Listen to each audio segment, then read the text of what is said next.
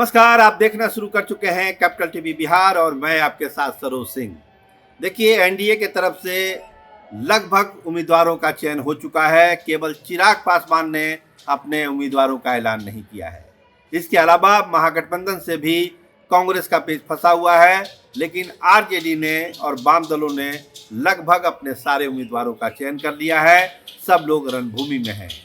तो फिर चिराग पासवान को लेकर क्या दिक्कत है? उनके उम्मीदवार क्यों नहीं आ रहे हैं सामने? लेकिन हम आपको बताएं, जो हमारे भरोसेमंद सूत्र हैं वो यही बता रहे हैं कि चिराग पासवान ने भी अपने उम्मीदवारों का चयन लगभग कर लिया है और बहुत जल्द उनका ऐलान भी होगा। कल जमुई में एक बड़ी बैठक है उनकी, एनडीए कार्यकर्ताओं की एक बड़ी बैठक बुलाई है चिराग पासवान ने, जिसमें जमुई के प्रत्याशी उनके बहनोई अरुण भारती के नाम का ऐलान किया जाएगा और बताया जाएगा कि दूसरे क्षेत्रों में उन्होंने किन प्रत्याशियों को चयन किया है। देखिए, चिराग पासवान को हाजीपुर से लड़ना है, तो हो सकता है कल वो अपने भी उम्मीदवारी की घोषणा कर दें। एक भाषण होगा जिसमें जमुई के साथ उनके प्यार और लगाव की बात होगी और जमुई के विकास के लिए उन्होंने क्या क्या किया और आगे क्या करने वाले हैं, और अरुण भारती को लेकर एक मैसेज वो जमुई एनडीए के कार्यकर्ताओं को कल 1 बजे देंगे, ये निर्धारित हुआ है। लेकिन जो 3 और बड़ी सीटें हैं चिराग पासवान को जिसको तय करना है, जिसमें सबसे बड़ी सीट है वैशाली, समस्तीपुर और खगड़िया, वहाँ क्या हो रहा है? क्या उनके नामों का भी ऐलान कल ही हो जाएगा या उसमें कोई विलंब है? जो सोर्स है वो बताते हैं कि नाम लगभग तय कर लिया गया है। ऐलान कल हो या परसों हो, वो हो जाना है।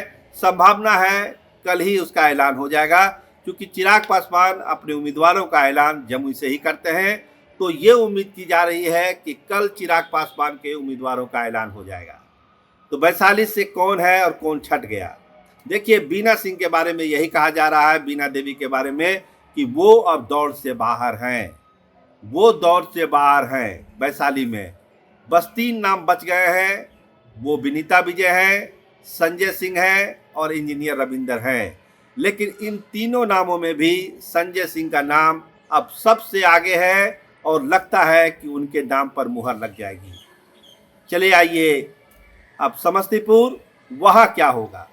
तो समस्तीपुर के बारे में कहा जा रहा है, जो कहानी वैशाली को लेकर थी वही कहानी समस्तीपुर को लेकर भी है। चिराग पासवान बार बार कह रहे हैं कि जिन्होंने उनको धोखा दिया है, जो भी पार्टी को तोड़ने में शामिल थे, जिन्होंने विभाजन में भूमिका निभाई, संघर्ष के दिनों में साथ नहीं दिया, हम उसको टिकट नहीं देंगे। इसका मतलब है कि उसी आधार पर बीना सिंह का भी टिकट कटा है और यहाँ पर प्रिंस राज का भी टिकट कटा है। तो प्रिंस राज भी वहाँ से उम्मीदवार नहीं होने जा रहे हैं।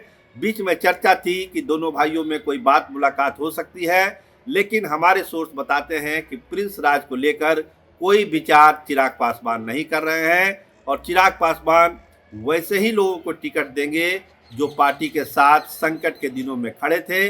इसका ऐलान कई दफ़ा वो कर चुके हैं। तो अब जो कहानी है, जो नाम बच जाता है, वो है सन्नी हजारी का।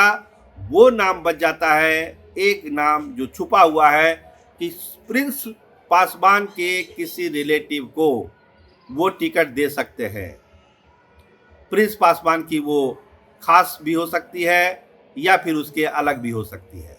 तो प्रिंस पासवान के किसी रिश्तेदार को टिकट देने की बात भी बहुत गंभीरता से समस्तीपुर में की जा रही है। चिराग पासवान उस पर विचार भी कर रहे हैं, लेकिन प्रिंस पासवान के नाम पर कोई विचार नहीं हो रहा है, ना बीना सिंह के नाम पर कोई विचार हो रहा है। तो सन्नी हजारी बच जाते हैं वहाँ के लिए। महेश्वर हजारी के पुत्र हैं, उनकी मुलाकात भी हुई थी दिल्ली में और महेश्वर हजारी का वहाँ अपना रुतबा है, दबदबा है, वहाँ के लोग उनको चाहते हैं। लेकिन चूंकि वो खुद मंत्री बन गए हैं तो वो चाहते हैं कि सन्नी हजारी को समस्तीपुर से टिकट दिया जाए। इसके अलावा बहुत सारे नाम हैं। देखिए, कल एक मुलाकात हुई है आईपी गुप्ता की भी चिराग पासवान से। कहा जा रहा है कि जमुई में आप मदद करिए, समस्तीपुर के लिए हम सोचेंगे।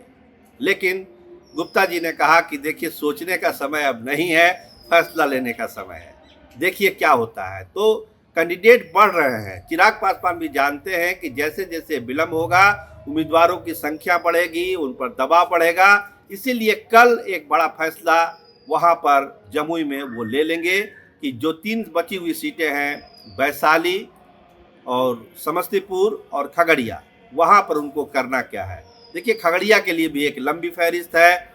रेणु कुशवाहा वहाँ से लगी हुई है, रेणु कुशवाहा साथ रही हैं, उनके साथ महबूब अली कैसर का नाम कट चुका है। जिस आधार पर बीना सिंह का कटा, जिस आधार पर प्रिंस राज का कटा, उसी आधार पर जो है इनका भी नाम वहाँ से कटा है खगड़िया से। तो खगड़िया में बहुत सारे नए चेहरे भी हैं। देखिए डॉक्टर विवेकानंद, उनका भी नाम चर्चा में है, न्यूट्रल आदमी हैं, हालांकि जुड़े हुए हैं संघ से, बीजेपी से, लेकिन चिराग पासवान और उनके कुछ समर्थक चाहते हैं कि एक शिक्षाविद, साफ छपी वाले और मजबूत लोग को भी वहाँ से उम्मीदवार बनाने पर विचार करना चाहिए। तो डॉक्टर विवेकानंद का भी नाम है चर्चा में।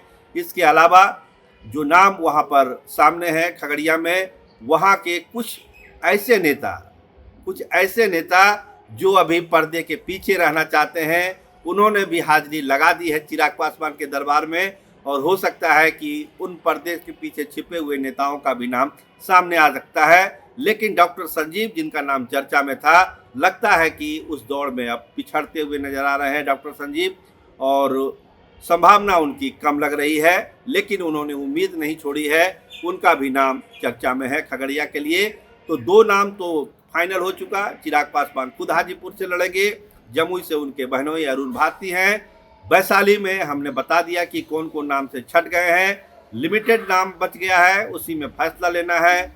वैशाली में संजय सिंह का नाम आगे चल रहा है। इसके अलावा समस्तीपुर में प्रिंस पासवान के किसी रिलेटिव को वो टिकट दे सकते हैं, नहीं तो सन्नी हजारी तो वहाँ दौड़ में है। आईपी गुप्ता की अभी नई मुलाकात हुई है चिराग पासवान से कल रात में, तो उन पर भी विचार कर सकते हैं चिराग पासवान, क्योंकि जमुई सीट में उनके बहनोई हैं, तो वहाँ पर उनको मदद चाहिए। तो आईपी गुप्ता इस तरह से म्यूचुअल अंडरस्टैंडिंग कर सकते हैं। तो ये कहानी है, और कल तक उम्मीद है कि चिराग पासवान अपने उम्मीदवारों का ऐलान कर देंगे। उसके बाद एनडीए के सारे प्रत्याशी घोषित हो जाएंगे। मुकाबला फिर रणभूमि में होगा कि कौन पहलवान टिकेगा, कौन पहलवान नहीं टिकेगा।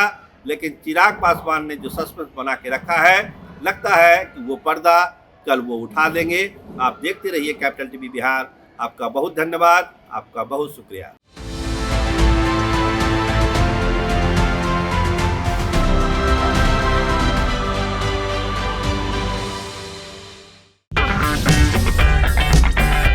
अगर आपको हमारा वीडियो पसंद आया हो तो इसे लाइक करें, हमारे चैनल को सब्सक्राइब करें और हाँ, बेल आइकन दबाना ना भूलें, ताकि आप तक हमारे वीडियो की नोटिफिकेशन पहुंचती रहे। आप अपना सुझाव हमें कमेंट बॉक्स में दे सकते हैं। हमारे साथ जुड़ने के लिए शुक्रिया।